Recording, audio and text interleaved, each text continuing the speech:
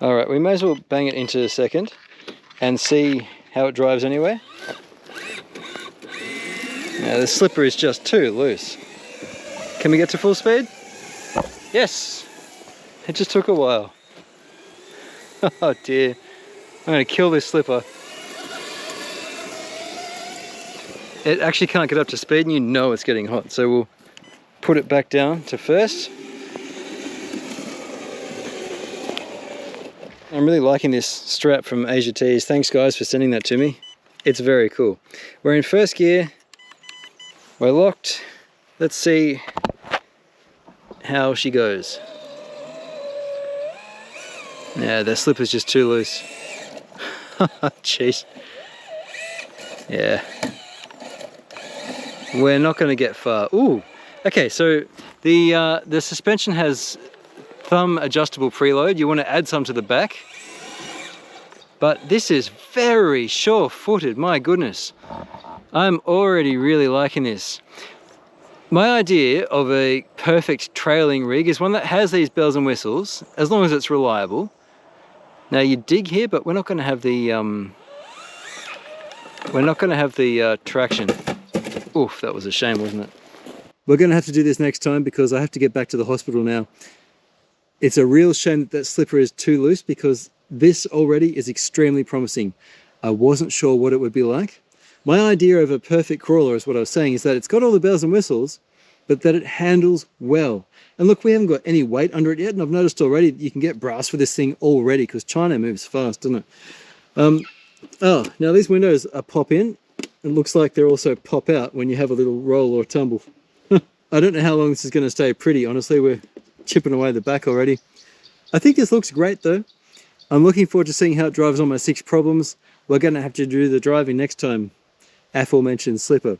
But feature-wise, everything else I'm really happy with. This is the FlySky MG11 BS. It's OEM only, you can't buy it retail, and it has heaps of features. It's an 11-channel radio. And in nearly 3 years of making video content with a focus on RC crawlers, do you know, nothing quite inspires a strongly worded comment underneath the video as a new RTR car that has heaps of features. So let's get this out of the way first and foremost. I think there are 3 camps of people who buy rock crawlers. The first is your comp guys. You're looking for straight utility. That's all the comp cars we've looked at, and I've got a whole video series here about that. So that's where your goal is, to get a vehicle over some rocks or obstacles as efficiently as possible. You're doing it for competition. Now the second kind is the guys that like a bit of scale, but still like that simplicity. 2 channels only for me, please. Throttle and steering, nothing else. Because when you start adding more stuff, there's more stuff to go wrong, right? And there are heaps of cars to meet that need. TRX4 Sport, Gen 8, V2 and Gen 8, the entire Element range, among others. So that's a well-covered market. And to you guys, I say, check this video out, but just try and keep that in mind, because this video is really made for the third kind of person. Is your person that loves the gizmos, loves all the extra features and all the bits and pieces.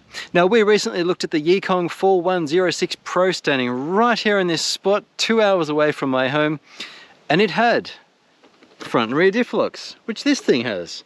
It had 2-speed, which this thing has. It had a complete light kit, which this thing has. It had a tank turn, where it can, using disc brakes, clamp one of the rear wheels when you turn, which was great. Now this doesn't have that, but this has dig, but it also has a few other tricks. So this means a lot of servos, and this means more to go wrong.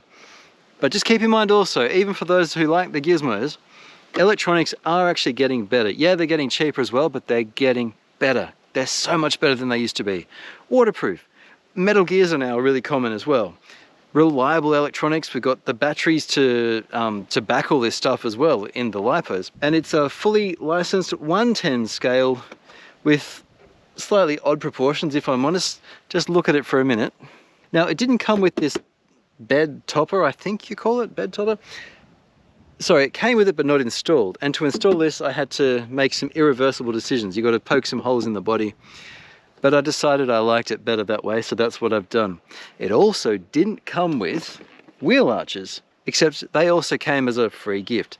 Now I don't know if they're going to keep including that, but certainly I paid full for this, and I didn't buy it from FMS because they don't sell to me in Australia, but I bought from AliExpress, and I got the wheel arches included, and I got the bed topper. It also included some spotlights that you can populate and stick on the roll cage, which is still actually in there, or the bed cage, whatever you want to call it. But with the topper on it, you don't really see it. I also didn't quite put my windows on straight, but that doesn't matter. Now, the first thing that popped out to me when I saw this car, well, two things actually, and they were both around the axles, I noticed. The first is we have a servo on axle, which I think is actually kind of a welcome thing. Usually a more scale car has it up in the body and you've got a panhard, but you sacrifice steering. In this case, we get pretty good steering both ways. And it also leaves, I can see a servo mount there, that leaves a spot for a front mount winch if you decide to cut a fair lead in somehow. It gives you options. But really the main thing I noticed about this car before we even get it on the rocks, before we power it up, is this fairly unique looking activation system with the lockers. It's an exposed lever. I don't know how that's going to go in grit and mud and stuff, because, I mean, it really is quite exposed, isn't it? Well, I did say I'm the kind of guy that likes complexity, so we're going to get it on the rocks and see how it goes. The Yikong also came with this radio, and it's actually quite a premium radio. It didn't come with this strap. I'm just going to take a quick moment to mention my very good friends at AsiaTees. They've got the Boom Racing remote strap set, and it's got both this little fella, which is good, and then there's also a bigger one in here as well for your bigger radio. So there's a neck strap, and it's fully adjustable, and it has a beautiful kind of adjustable thing. It's got a pleasing spring in it. It's quite solid, made out of paracord. Good, I like it. Just thought I'd mention that. Thanks AsiaTees for sending me that. Now, I didn't pay for this cord, but I did pay for this car. Let me show you all about it. Okay, now I said there were some extra features. This thing actually came with a manual, which is great. The Yikong I looked at recently didn't, although I found out about the QR code later. One thing that you'll only get from the manual, and even then it only makes a mention in passing. I'm going to read one thing to you, okay? This is worth knowing. The FCX10 officially introduces dig, right? You got a switch here. This is lights on the Yikong, but on this fella, it's front wheel drive, all wheel drive, and dig. Now front wheel drive is useless. It's an inherent to the design of all digs. There's a point where you've just got front wheel drive and the rear is open. You're never going to use it. Don't bother about it. So here's your rocker switch. It's got front wheel drive, which you'll never use, all wheel drive, which you'll usually use, and then dig. Now I usually like dig as a momentary button where you just hold it down and it engages, then you let go and it disengages, because that's just useful. But this manual says, hey, if you don't like dig, you can make it front wheel drive, all wheel drive, rear wheel drive. And as a trailing car, I like that. This is not going to be a comp crawler. So I actually like the idea of rear wheel drive and all wheel drive. That is good. Now how do we achieve that? It says, it doesn't say how, but it says it can be done. It says by simply opening the transmission and changing the installation position of the coupler inside, the user can easily switch from the default front wheel drive, four wheel drive dig setting to front wheel drive, four wheel drive, rear wheel drive mode. That's worth knowing about. Now I haven't had time to take this thing apart yet. We're again filming here because my poor old doggo is once again in surgery, and I've been out all day long waiting with her, and the surgeon only was able to start today at 5:30. I guess he's had a tough day with another animal, so I'm grateful that my dog's getting looked after, but it just means we're doing this late in the day. Right, so we're going to power this on. Just know that this has a forward brake and reverse, and just forward and reverse dip switch, and then there's a LiPo and nickel metal hydride, and you want to keep that down. The rest of these are reverses. What else to tell you about this is that you've got diff locks here. You've got light control on the little slidey jibber, and you've got 2-speed on the top button. And they light up to let you know when they're engaged. And what you may not know is that this thing has a configuration setup screen where you go full right, full reverse, and then turn it on. And you're in a programming mode. And what you do then is you can adjust whatever channel you want, and then when you adjust it, you can, like if you press it on, you set how far the wheel goes and you press it, and the other way, you can adjust endpoints for every channel on this 11-channel radio. Also be aware that not all the channels are used. There's a dial and a button up here that aren't used. There's a button here that isn't used. So that gives you free channels, which is really, really good to see. The other thing to tell you about is there's an adjustable drag brake on the radio, which I quite like. Let me show you the car. Radio's on. Now the switch is in the rear here. That was the priming noise. You heard 2 beeps, which means it's got a 2S LiPo. Alright, here's the radio. Now the little thumb wheel's all the way down. We've got headlights. Bring it back to 0 and they're off. It's quite a basic kit actually. Is that really all it is?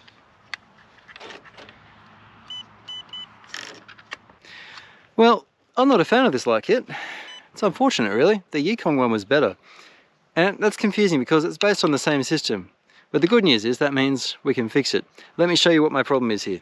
It only has 2 settings on the lights. It's off or on. Now when it's on, the lights are just on. You've got indicators for steering, same deal in the back indicators, but you'll notice there are no tail lights. It just lights up red when reversing. And then you've got your lights for the indicators. It's kind of disappointing. Why don't we have always on trail lights and then white for reversing? Well, let's find out. Okay, car's still on. To get the body off, it's tool free, body clip free. You lift these little things and the front comes out.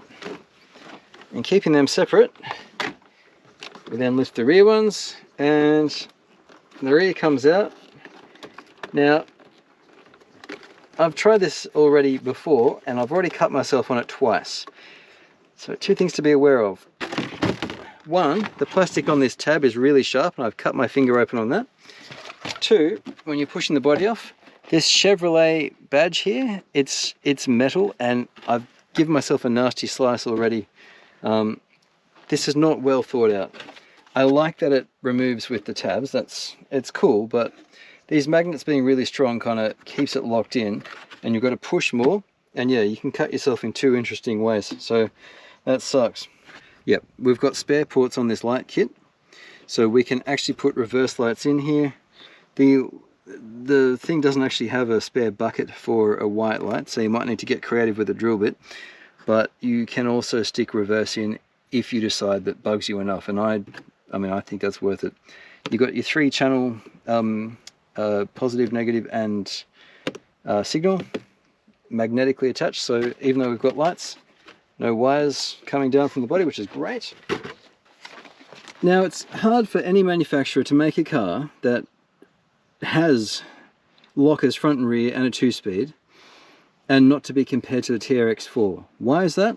Well, the TRX4 was the first to do it and I was so excited when they did. This is a different method of actuating the lockers though. They've got well, for a start, these are sideways mounted servos and they're on a different attachment system and the actuation system is just bizarre. No, this one. I don't like that it's naked like that. The TRX4 does it internally, which I think is much better, but that's what it is. Now you also have a 2-speed and you've got a dig. That's so front wheel drive, all wheel drive and dig.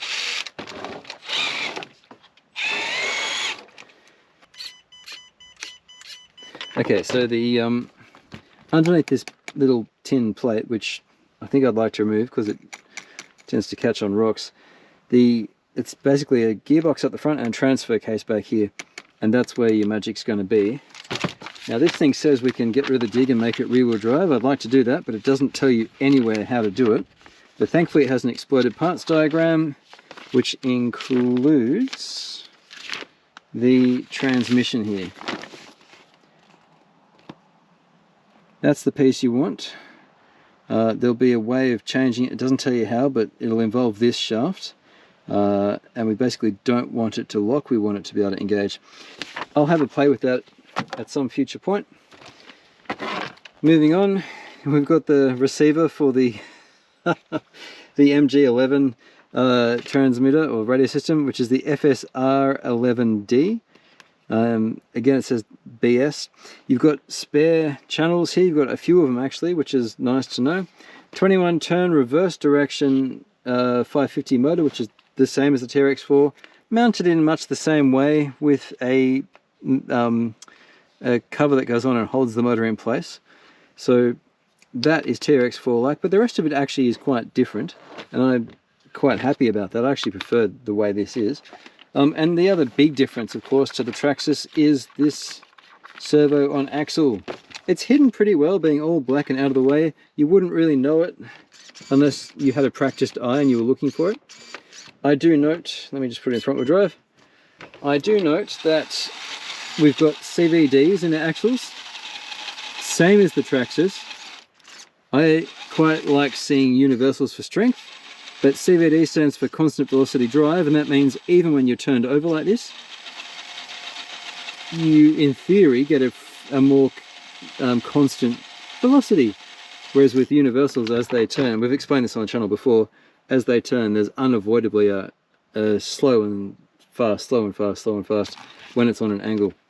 Seems like a reasonably good servo, even pressing it right down enough to pick up the back wheels. I mean, that's not bad. That also wouldn't have been very good for it, but that's what it is. It's all plastic, nice drive shafts, metal upper and lower links, and it's 4 links at each end because of that servo on axle. If we had servo mounted here instead, you'd need a panhard and you'd lose one of the links. Is there a mount? Oh look, there's a mount for the panhard, which is great. So there's a panhard mount there, and that means there should be a corresponding pair of holes. Well, there is. There's a pair of holes drilled, but there's no down little arm for the panhard to attach. But this tells me that with changing the links, you'd be able to set this up as chassis mounted steering if you so desired. And it should fit because the body mounts in front, directly in front, and right behind those 3 holes is plenty of space in the body. So if you want to go chassis mounted and it matters to you, you can do it. I don't know anything about these super mashers from FMS. They've made up their own tyre here. It's a non-directional tyre. It's the same mold, they've just flipped it and then fused it. I guess we're going to see how it crawls. They're vented, there are foams in there, they're pretty soft plastic wheels. It's a metal chassis, unlike the plastic of the Yikong. Oh, and if you're wondering, it says it's the 2A BS protocol. Now the GT5 is the 2A, FSHDS 2A. I don't know what 2A BS is, but it's unlikely that any other receiver is going to work unless they release another 2A BS receiver.